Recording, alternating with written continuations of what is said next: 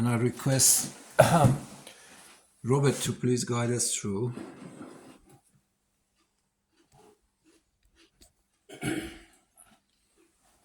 So, shall I start? Yes, please. Are the people joining us? Yeah, they are there. They're there. Okay. Yeah. Okay, can someone read the English part, please? Arjuna said, Krishna, what becomes of a spirit who, though endowed with faith, has not been able to subdue his passion, and whose mind is therefore diverted from yoga at the time of death, and who thus fails to reach perfection in yoga, God realization? Okay. Can we just go back and just Sure, clarify some terms there, please?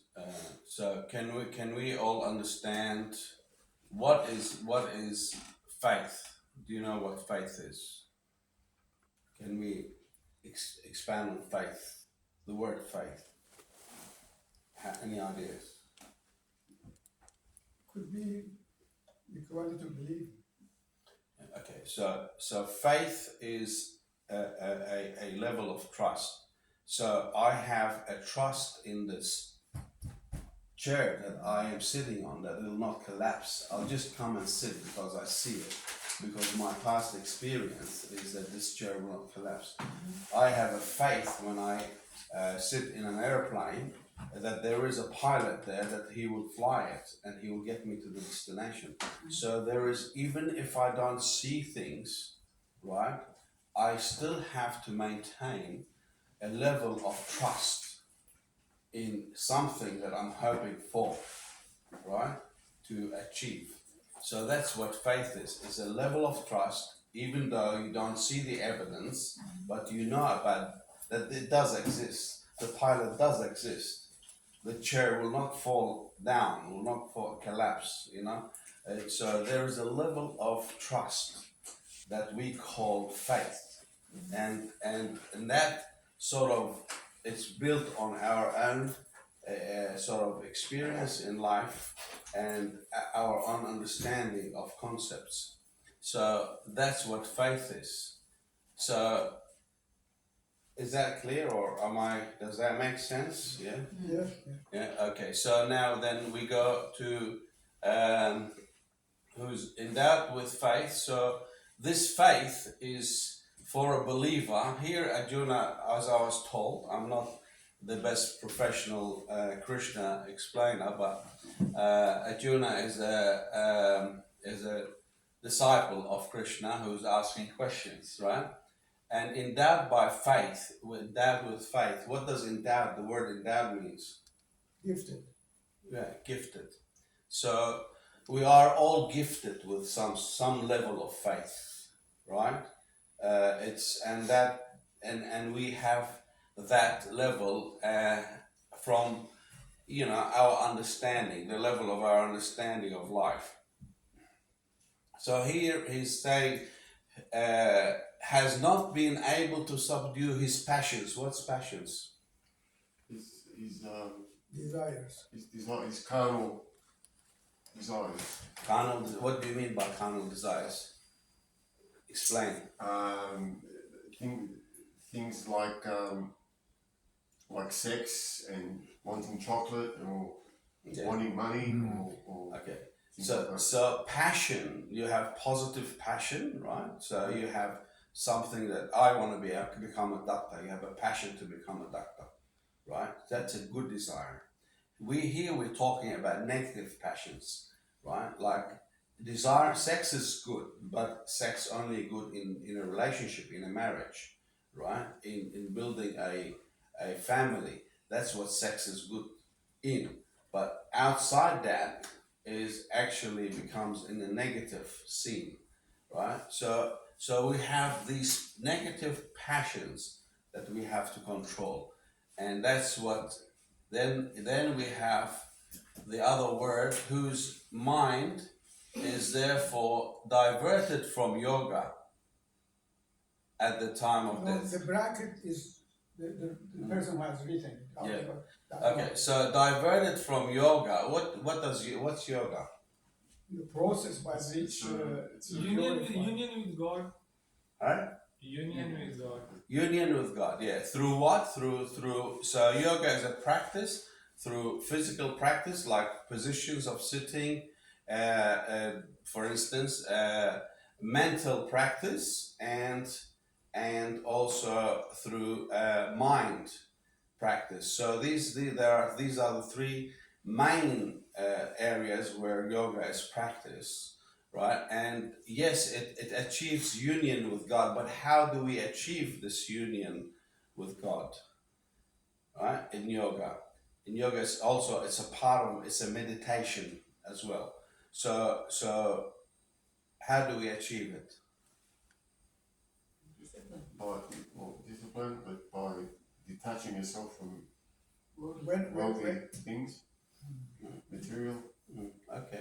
When we overcome passion, Yeah, over compassion. So how do the process that yoga promotes is that you should empty your mind to be filled by Brahma.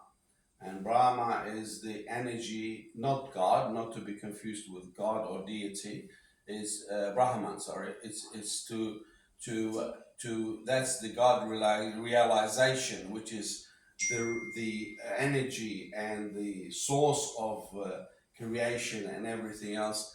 You become in union with Him when you empty. That's the beginning. When you empty your mind, you become in union with that God realization.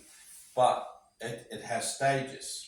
So the final stage is a realization of godliness. So, in Christianity, that is portrayed as when we see Him, in other words, Jesus Christ, who's with God, right, according to their belief, and that He's resurrected and He's in glory. So when we see Him and He sits at the throne of God, and all of this is said, the Lamb that sits on the throne of God, when we see Him, like see Christ, we will be like Him. So therefore, we will be one with Him and with God. But at the end, it says also in Corinthians that this man, Christ, who was revealed to humanity, will also subdue to God, and everything will be in God, because we will be able to see God and unite with God directly. We don't need a mediator. So that's just something to add in there as far as from another religion to bring it into it. So anyway, next, yes, please. Is there anything? Do they want to comment? The other people that are. No, they are tonight. They requested to be silent on that. Okay. But Robert, can you please explain what is the question? The Arjuna is asking a question. Yes, the question is about the destiny of a believer, somebody who's practicing like yoga and practicing seeking to have the union with God, or having the God realization through yoga. So he's saying, how is it, like, how can a person attain that? And it goes on explaining if he hasn't subdued the passions, if he hasn't attained the full perfection of what is required to realize. So it'll clarify itself once we read the rest of it. So can somebody volunteer, please, to read the rest? Again, it's Arjuna asking Krishna. Krishna swerved from the path. Krishna swerved from the path leading to God realization, and without anything to stand upon, is he not lost like a scattered cloud, deprived of both God realization and heavenly enjoyment? Krishna, only you are capable to remove this doubt of the mind completely. For none other than you can dispel this doubt. Okay. Now, So here we see that it's clarifying. Okay, this guy has a doubt, and what is doubt? Is the opposite of faith, right? So you don't trust, right? So he's saying, I don't trust if I haven't completed the journey, or if I haven't attained God realization through yoga, and I haven't controlled the negative passions, right? Uh, like, is it not that I am like scattered cloud, deprived from both God's realization and heavenly enjoyment? So what is he expecting at the end, at his destiny, to have a heavenly enjoyment? That's what he's saying. He's aiming at heavenly enjoyment. If I don't have this, then I'll be deprived from it. That's what I'm doubting, right? And so that's where we are at at this thing. Is there anything else that you want to point out in this? Yes. So there it says swerved from the path leading, means turned away. Turn away. That's Now right. this individual Yeah. who is the student of yoga, he is at this stage in his life, he has turned away from the path that leads to God realization. And now, without anything to stand upon, he doesn't have a base because he has turned away. Is he not lost like the scattered clouds? This is the question now. Is he not lost? Like the scattered clouds, deprived of both God realization and heavenly. So the question is that this person, isn't he lost? So the answer is followed. Yeah. Yeah. So Or this is also a question. yeah, that's right. Yeah. It's a rhetorical. Yeah. Yeah. So the thing about here is the cloud of there's in if so to refer to again to the biblical understanding of this would be the cloud that followed the people of God at night time, and in the morning it led them, and the fire, there was a cloud and fire, pillar with the Israelites. Now that cloud has been then later on explained in Hebrews. They're saying that we have a cloud of witnesses. So a cloud of witnesses that are people like Moses, like other prophets, people who even people who are like Muhammad or somebody who came to make us realize that we need God in our life. A cloud of witnesses, right? But those clouds were watery clouds. They weren't scattered clouds. They were full of water, full of life. But people, there's another cloud that is referred to in Jude in the Bible, and it says they're empty clouds.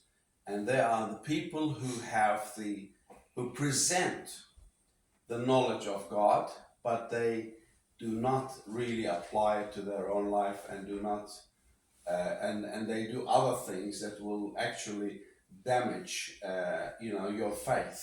For instance, they'll present themselves as a good man, and they'll come and live in your house, and then they'll fall in love with your wife and have something else.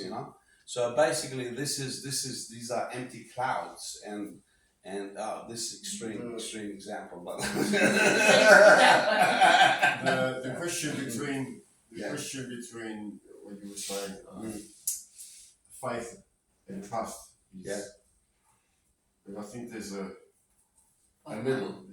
fine line between that and that, doubt and trust. because many doubters, people who doubt, have to turn to faith.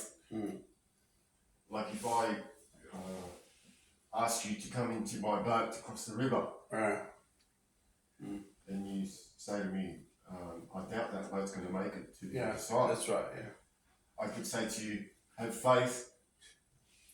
I will make it. I will make it to the other side. Yeah. but but the whole trip to the other side, you got doubt.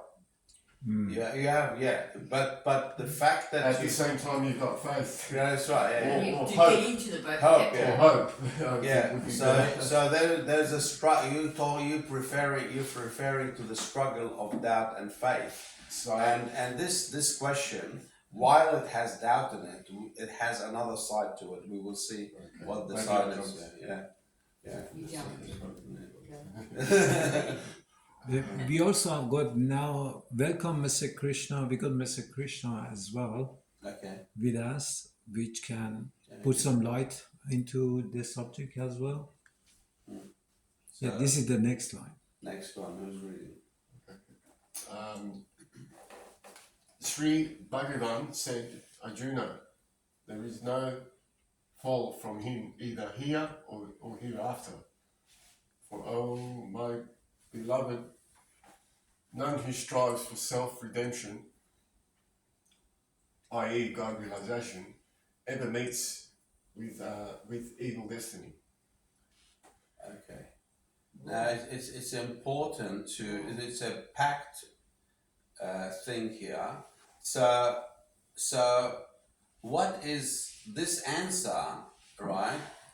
Is taking care of doubt, right? But this doubt that we are actually hearing is actually false guilt. This person was doing his best to achieve, right?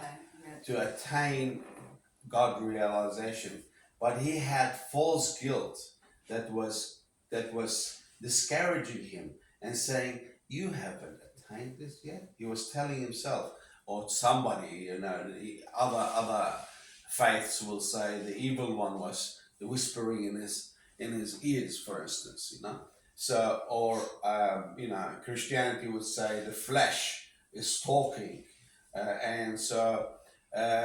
Like that's Paul's teaching, of course. So he is saying to him, "You're not good enough. You will not make it." Now, here the answer is after for what's for next one, yeah, please.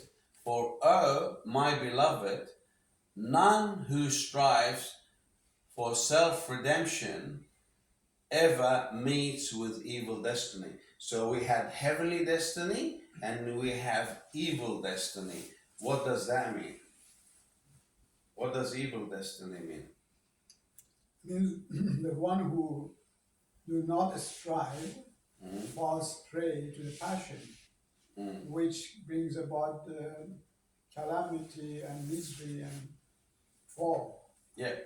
Okay. So this is the important part here. See this teaching of yoga and all of that.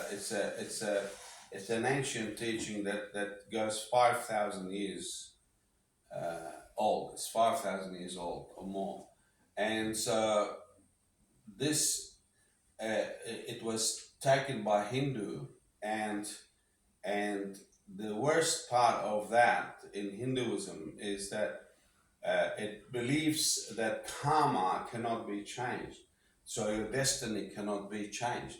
Whereas here, Krishna is saying, no, you can change your destiny, right? You can have a heavenly destiny, a good destiny, or you can have an evil destiny. It's in your hand. But, the condition of attaining heavenly destiny is that, or God realization is there's a condition. You can always, whatever, you will go up through your ups and downs and all of that in your life. Sometimes you will go back, sometimes you'll come back to God's realization. But the condition is to always strive to self-redemption. Always. So the condition is striving at all times. It's not about attaining perfection, right? But it is about, and you will never lose the goal because you're striving at all time. That's all. So that's always, in other words, do your best. Do your best. You will fail. And I was watching a movie, Batman movie, and this guy the butler, when Batman was young, he falls, and he asks the butler, he says, "Why do we fall?" And he says, "We only fall so we can get up again." So you might fail in life, but you can get up again and walk. So that's what it is. It's not when you fail and you say that you give up. So, but what happens with this false guilt? It's aiming at to bring you down and to make you give up. Yeah. So we should never give up to false guilt, but we have to strive continually. The other word that I want to mention is redemption. What is redemption? Self improvement. Mm, to Regain yourself. pay back mm, your evil deeds to. mm. Okay, so in this type of faith, it depends on us to redeem ourselves, right? But the Christian faith says that the redemption has been taken care of by the deeds of Christ that died on the cross. So we accept that redemption or the work of Christ, right, in Christianity, and then we still though have to strive for self-improvement, not redemption, but self-improvement. We have to keep continually strive for self-improvement. So which will lead to, like what we said, God realization, which is becoming one like Him, so we can see God eye to eye or something like that. Anyway, this is the. Can we ask Mr. Krishna Yes, to sure. give an opinion Yeah, on it? sure. Yeah. Well, Mr. Krishna, could you enlighten us on this topic as well? Hello, good evening, friends. good evening. I think it's a very beautiful subject we are discussing, and the respected brother has given a very beautiful explanation. The very core of the practices is the word that's been used here is when you strive. You keep on striving.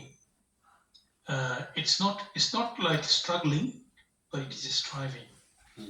Because when you are struggling, then you are in doubt that you could fall or you could not get up. As has been beautifully put, that that there is a purpose, there's a reason when we fall, how we fall, and that in the end we kind of get up. So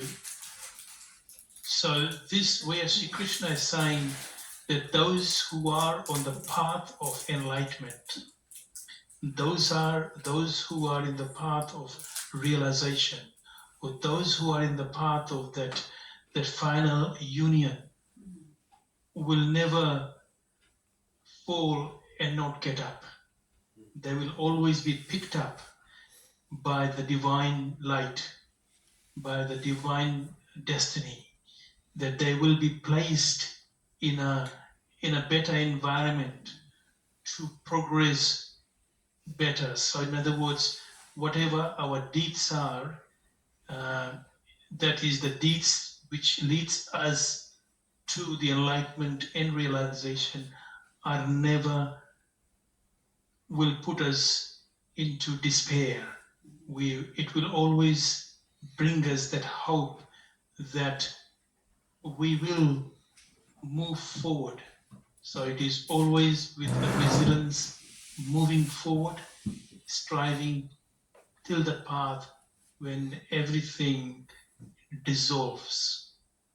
Dissolving here means the dissolve of one's identity as so and so, that I'm so and so. That realization will take place once that identity is dissolved, or you could call it like the ego is completely dissolved, and we can describe that as redemption or salvation and liberation in different terms. Thank you.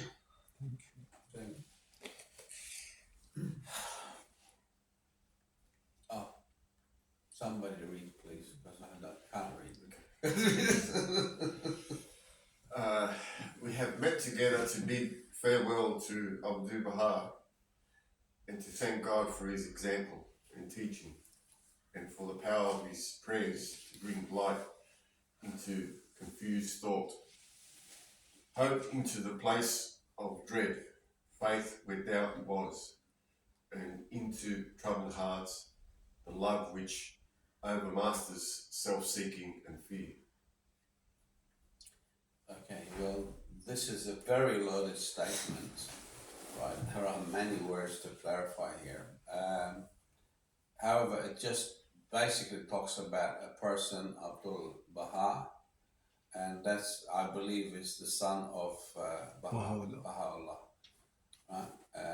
You know, I'm not the best knowledgeable person of the faith, but I get advices from certain ones that know more than me.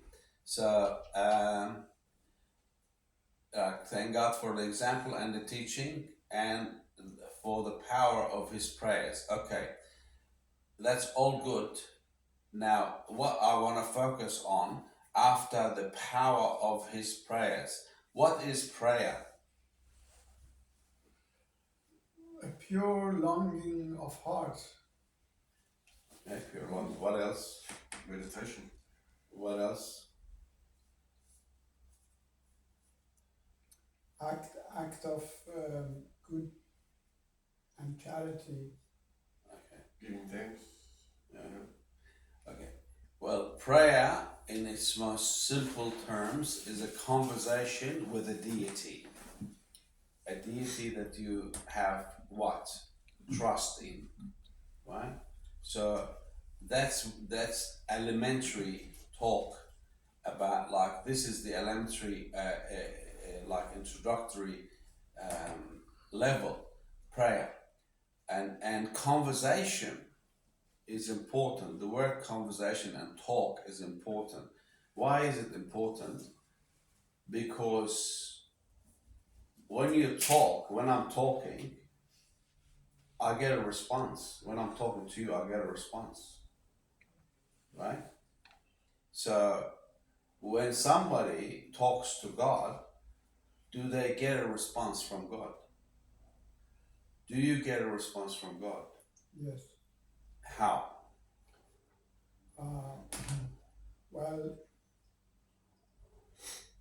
at the time of prayer, because it elevates the state of mind, you get answer to perplexing questions that bothers you, or you wish for something and later on it happens. Actually, at that very moment, you feel light, you feel joy, you feel some state of happiness, as if all your worries are removed, all your thoughts are sort of so loving and so full of joy. So the your state of being is changed from a state of concern and misery or perplexity to a state of relaxation and Okay, calmness. so but that's very good. It's so it is. You're saying about when you're praying, when you're having a conversation with God, you get connected. Is that right? Yes. And that connection creates peace of mind, or peace of inner peace inside your heart, inside your being. You feel the inner peace about the certain thing that you are concerned about, that you bring before God. Is that right? Yes, yes. Yes. So and for a leader in a field, how does his prayers sound? How does his prayer, if somebody who's a spiritual leader, how are his prayers viewed by the congregation? Well, it's viewed as having a greater intensity, greater power, That's right. greater clarity. The answer is there. See, the example and teaching power of his prayers. Right. So there is, you can see that there is a greater impact from somebody who's practiced. You know, in Hebrews again, like that's an important book. It says those who trained their senses, their spiritual senses, to have these like the experiences of God, right? So you train, the more you get closer to God, the more you're training your spiritual senses, the more impact you will have on others. So a leader, his prayers are felt as powerful. Bring light into confused thought, right? What is a confused thought? Doubt. Right, doubt is one of them. False guilt is another one that we have spoken about, right? Which draws us back to what we read. Then, how does doubt come to you?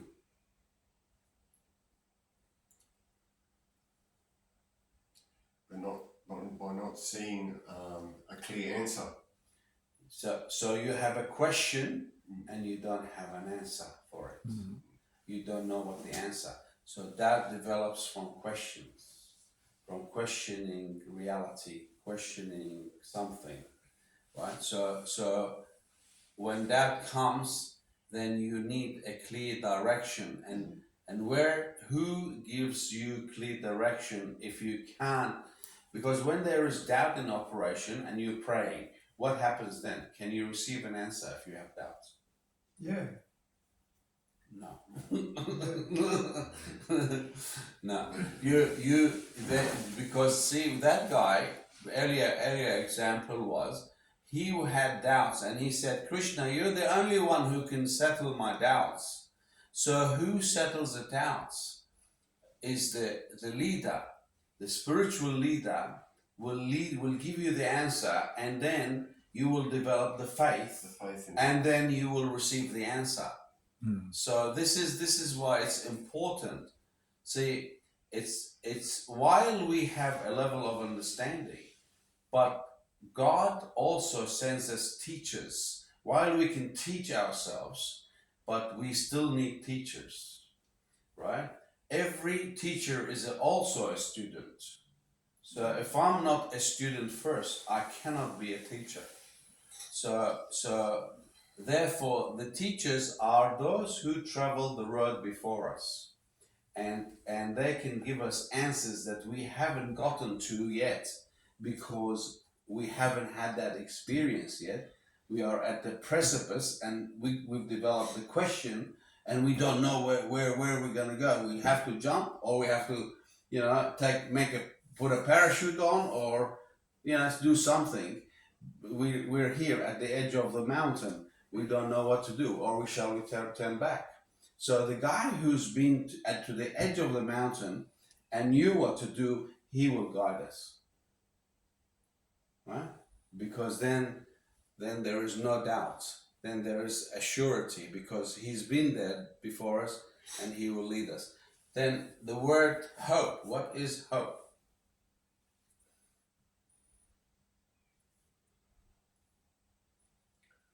Hope is the understanding that what I intend will happen, what I wish will happen, what I have planned will happen. Yeah. Or what the seed that I have sown will grow. Yeah. So hope is is something. Is hope is developed from. Okay, so wish is different than hope, because wish is like can happen and maybe not happen. That's a wish. But hope is more certain than wish. Why? So if I say to you, like, if you drive me from Campbelltown to where I live in Wakeley, I will give you $20, right? Of $20 for your petrol, right? And you say, okay, don't expect it. I won't pay you. Okay. Brother Hamoon always takes me back to and brings me here. Anyway, so thanks for that. Anyway, but if I say that, you're gonna do it in hope that I will the word that I gave you, right? So it's not a wish that you're wishing. Oh, I wish you. Not, I'm not silent, and you're driving me, and you know, and you're wishing maybe he will give me, maybe he won't give me. No, it's now there's a certainty about this that I'm gonna get paid at the end, right? This gives you hope. Could you consider that peace of mind? Or It gives you peace of mind. It gives you assurance, yeah, that there's something tangible at the end. to look forward to. Once you've covered all the bases, you hope it's going to work out. Yes, as long as we got enough petrol to get there. Robert, can I say something? Yes. You know, if I am dreadful, if I have dread, Yeah. what is lacking in me? Dread. No, what is lacking in me? If you have fear. Hope, Oh, right? Actually, when I diagnose my condition and I say, I'm not right because I'm dreadful, right? Okay. Then I say, what is actually lacking? That is the negative part. But what is lacking in me is hope. Then I need to concentrate on hope. Because with hope, I can overcome that dread. That is the thing. Because hope is getting into the place of the dread. So it's like if I'm dreadful, then what I need is hope. That means I have to go for hope. I just want to, this is an example. They say that this man was sentenced to death and they tied him to a pillar. And before they shoot him, they said, what is your last wish? He said, my last wish is that you tie me to the other pillar. So you see, that is the hope that in this time that I'm being tied to there, something will happen. The king will decide to forgive me. Hope is always there. Is that not a wish It's- because it's it's like- 50-50? There's no promise. There's no. But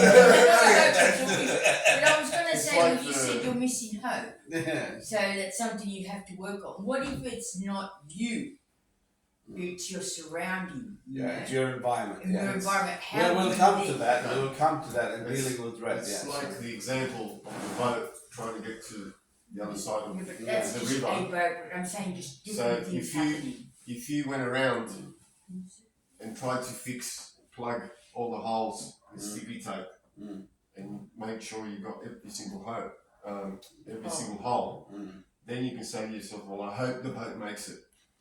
No, but that's Right. still. But if you don't put the plugs in the holes, then you have to say, well, Yeah. faith will get me across. Yeah. Then you'll Yeah. So yeah. That's like that's a balance between faith and common sense. So you don't see a sinking boat and you jump on it and you say, I'll get there. You know? Or you see all these band-aids Or and trusting, say, I'll get there. or trusting the captain to say, you know. So you know. my teacher is saying keep going. My director. So dread here fear. Dread is what? It's fear, isn't it? Okay, not all fear is bad. So I explained that today that there is fear that's good for you. So if I see a rushing car towards me coming, I'm in the pathway of a car that's coming towards me, and I get filled with fear. I move out. You jump out of the way. Right? That's good fear. Right?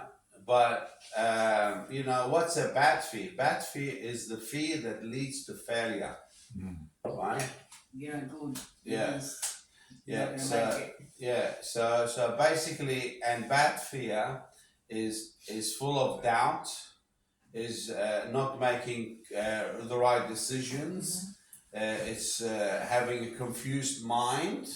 So we have to clear all of this in order to have not to have the bad fear.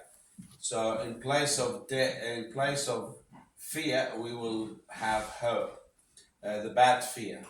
Okay, so next is faith, and we've dealt with faith before, and faith is trust. Where doubt was, so we know what doubt is. It's questions about certain things, certain points in life that we get to, and into troubled hearts, the love which overmasters self-seeking and fear.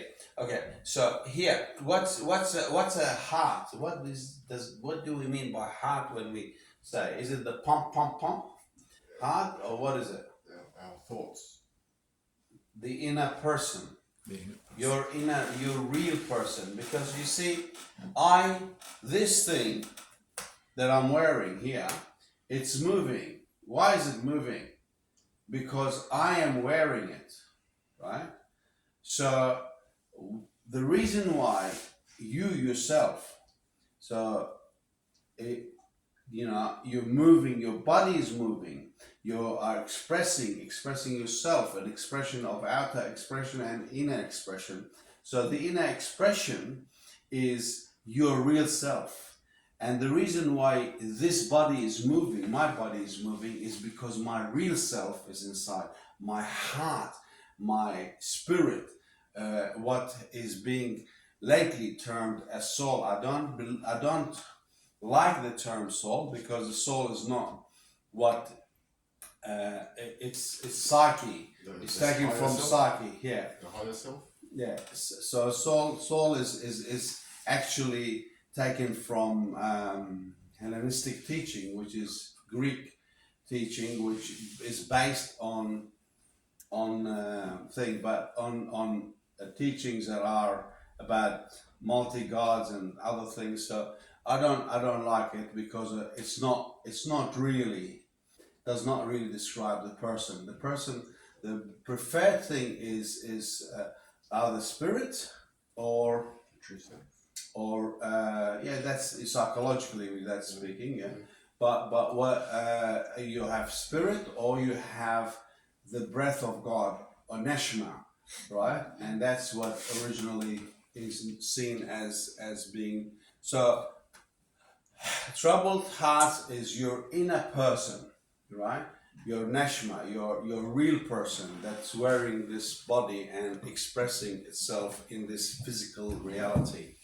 And so that troubled heart is filled with love. And what's love here?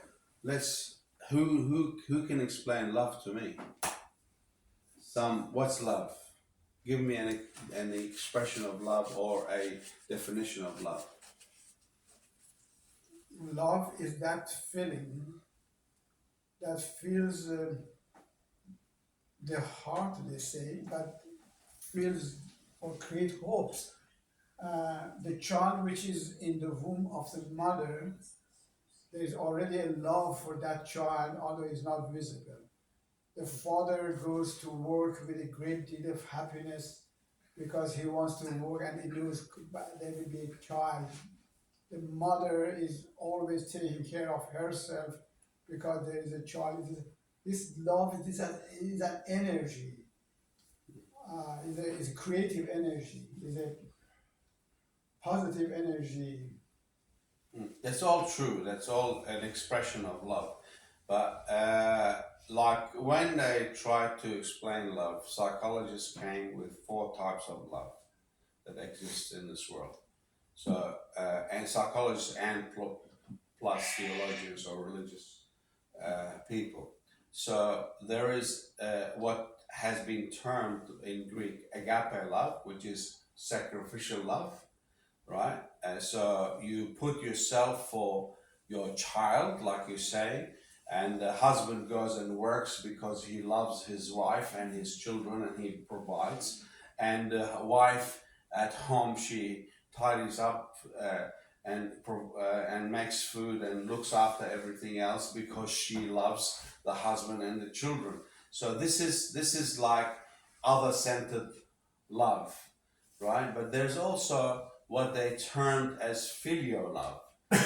And filial love is the love that exists between brothers or between friends, and so it's like you enjoy the company. You are there, you enjoy it, and then there is the romantic love, right? So romance. So and that is like when you're in love with a lady, you buy her flowers, you know celebrate certain occasions, or you know you're in love with your son, you have a birthday. It's a bit romantic, all you know.